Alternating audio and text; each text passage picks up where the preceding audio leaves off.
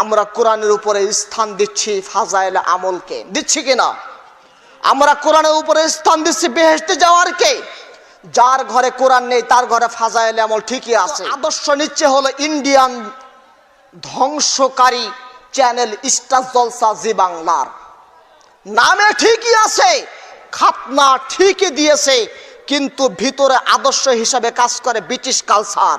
সেদিন ওমর রাদিয়াল্লাহু তাআলা আনহু তিনি তাওরাত ছুঁড়ে ফেলে দিয়ে তিনি চমৎকার করে মুখ দিয়ে বের করে দিলেন, রাজিতু বিল্লাহি রাব্বাউ, আল্লাহকে রব হিসাবে পেয়েছি, অবিল ইসলামী দীনাও, ইসলামকে দিন হিসাবে পেয়েছি, অবি মুহাম্মাদিন নাবিয়্যা সাল্লাল্লাহু আলাইহি ওয়াসাল্লাম, ইসলামকে দিন হিসাবে পেয়ে, রাসূল সাল্লাল্লাহু আলাইহি ওয়াসাল্লামকে নবী হিসাবে পেয়ে আমার অন্তর ঠান্ডা হয়েছে, আমার অন্তর সিক্ত হয়ে গেছে।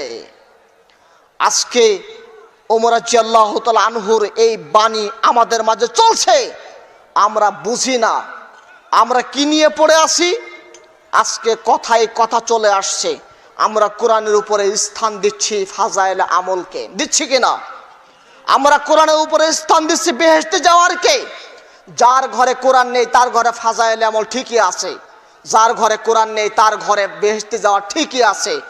যার ভিতরে কোরআনে আদর্শ নেই, নাম আব্দুল্লাহ, নাম আব্দুল খালেক, নাম আকরাম, বিভিন্ন ইসলামিক নাম, কিন্তু তার মধ্যে আদর্শ হিসাবে কাজ করে খ্রিস্টানের আদর্শ।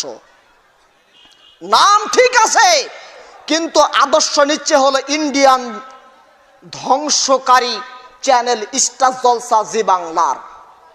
নামে ঠিকই আছে, খাতনা ঠিকই দিয়েছে, কিন্তু ভিতরে আদর্শ হিসাবে কাজ করে ব্রিটিশ কালচার। এটাই যদি একজন মুসলিমের জন্য আদর্শ হয়, এই কপাল পোড়া মুসলিম জাতি কোরআনের আদর্শকে কবে মূল্যায়ন করবে? কবে মূল্যায়ন করবে কোরআনের দেওয়া বিধিবিধান? কবে আদর্শ হিসাবে গ্রহণ করবে কোরআনের?